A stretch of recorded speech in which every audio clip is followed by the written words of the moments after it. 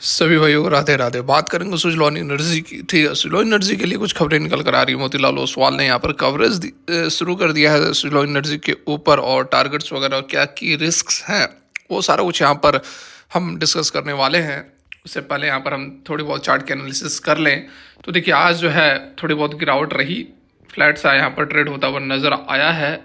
लेकिन जैसे कि मैंने आपको बताया था कि इसका जो पहला रेसिस्टेंस रहने वाला है वो रहने वाला है 59.5 के आसपास। ठीक है, और एग्जैक्टली आज देख सकते हो आप, आज का जो हाई था वही था 59.5, और वहाँ से प्राइस जो है रिजेक्ट हुआ है क्योंकि रेसिस्टेंस है।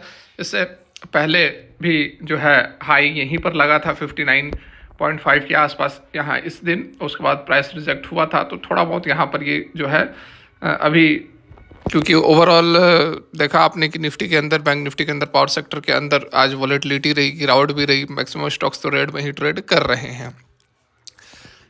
उसके बाद 59.5 को यदि यह पार करता है तो उसके बाद जो अगला रेसिस्टेंस रहने वाला है वो रहने वाला है 61.3 या फिर 61 के आसपास। इससे पहला जो ऑल टाइम नहीं, मतलब इससे पिछला जो हाई है ये 61.3 के आसपास। तो ये जो है रेसिस्टेंस रहने वाला है। तो ये कुछ रेसिस्टेंस लेवल्स हैं जिसको क्रॉस आउट करने के बाद ही जो है बड़ी रैली की तरफ यहाँ पर मूवमेंट हो सकती है। 63.60 पर भी एक रेसिस्टेंस है, क्योंकि 200 दिनों का यह मूविंग एवरेज है, जो कि आप रेड वाली लाइन यहाँ पर देख सकते हैं। ठीक है, इस बीच मोतीलाल ओसवाल ने कुछ खुलासे किए हैं, कुछ अपडेट निकल कर आ रहे हैं, जिसको कि हम यहाँ पर समझ लेते हैं। देखिए, आज की अब अपडेट है, लेटेस्ट अपडेट है।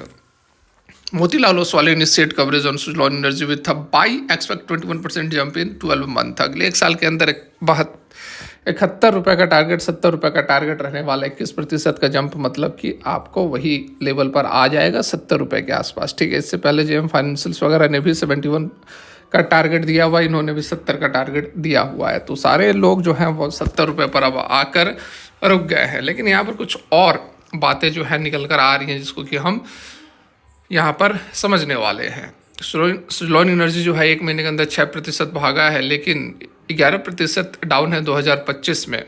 यू आर वंडरिंग क्या बेस्ट स्ट्रेटजी रहनी चाहिए, तो मोतीलाल ओसवाल ने बाई की रेटिंग दी है, कवरेज स्टार्ट किया है, टारगेट प्राइस 70 का रखा है, जो कि बता रहा है कि अगले एक साल के अंदर 21% का जो है जंप स्टॉक के अंदर देखने को मिलेगा। मोतीलाल ओसवाल ने हाईलाइट किया है कि सुजलॉन एनर्जी जो है करंट लेवल पर रिजनेबली प्राइस्ड है।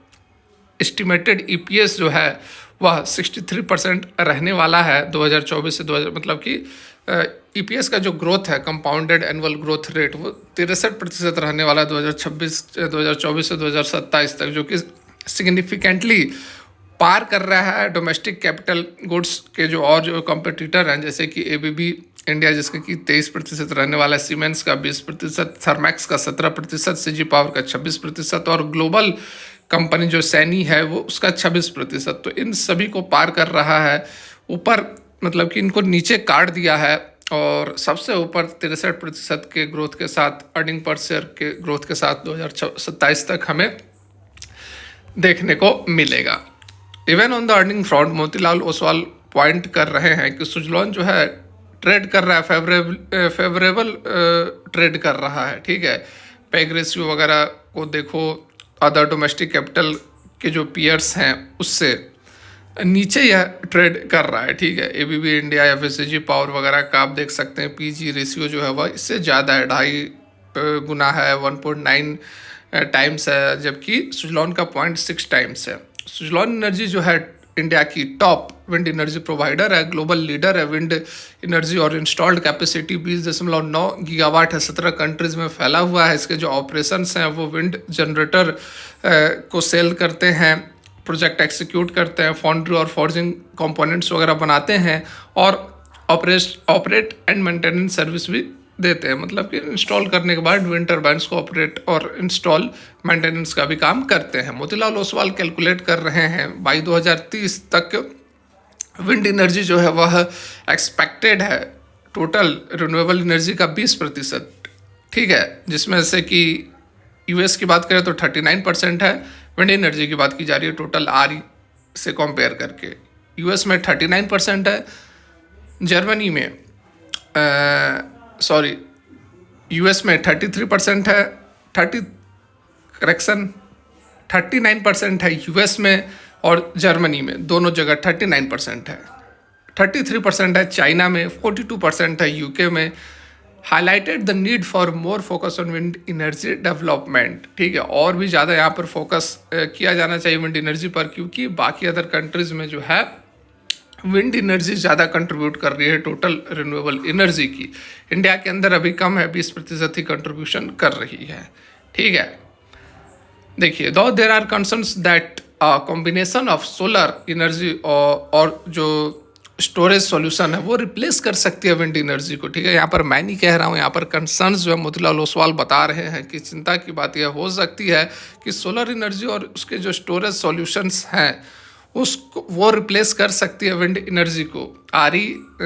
रीन्यू के जो लीडिंग जो एक आरी फर्म है इंडिया के अंदर, उनका यहाँ पर कहना है कि विंड एनर्जी जो है सोलर और स्टोरेज सॉल्यूशन अगर किया जाता है तो वो रिड्यूस कर सकता है, जो लिवाइज्ड कॉस्ट है उसको कम कर सकता है 2 रुपये से, और 0.3 किलोवाट आवर के हिसाब से खर्चा बैठ सकता है, ठीक है। मतलब कॉस्ट कम हो सकता है अगर इस तरह की बात होती है तो। मोतीलाल ओसवाल जो है वो सुजलॉन एनर्जी पर क्या की रिस्क बता रहे हैं वह भी यहाँ पर बताया गया है। राइजिंग कंपटीशन की बात कर रहे हैं जो कि रिस्क हो सकता है, जैसे कि चाइनीज़ और यूरोपियन प्लेयर जो हैं वो सस्ते भाव में विंड एनर्जी प्रोवाइड करवा रहे हैं, ठीक है। पर किलोवाट आवर का जो रेट है वो सस्ते, और कंपोनेंट्स वगैरह भी सस्ते बनाते हैं। चाइना तो आप जानते ही हैं सारा कुछ कॉपी कर देता है, और क्वालिटी भी सही रहती है, क्वालिटी भी ख़राब नहीं रहती है। आप देख सकते हो, आप जो मोबाइल यूज़ कर रहे होगे मैक्सिमम चाइनीज़ मोबाइल ही है, ठीक है। Potential pressure on realization margin for wind turbine generator, margin वगैरह की बात की जा रही है कि प्रेशर है, वही महंगा सस्ता का ही बात है। Dependency on ISTS waiver for project economics, technological challenges जो कि लीड कर सकते हैं टू प्रोड्यूस ऑब्सोलेंस, ठीक है। Delay in project execution leading to slower the expected execution of order book. इसके अलावा मोतीलाल ओसवाल ऑल्सो पॉइंट कर रहे हैं कि volatility in raw material prices, operational and overhead cost are other primary concern that could limit the upside potentials. तो ये जो है कुछ की रिस्क बता रहे हैं। हालांकि यहाँ पर बहुत ज़्यादा कंसर्न्स जताने की आवश्यकता नहीं है, एटलीस्ट 2030 तक तो बहुत ज़्यादा चिंता ना करें। 70-71 रुपये का टारगेट तो आपको मैं अगर बताऊं, जो 12 महीने का टारगेट दे रहे हैं ना यहाँ पर मोतीलाल ओसवाल, अभी प्राइस 57-58 पर चल रहा है।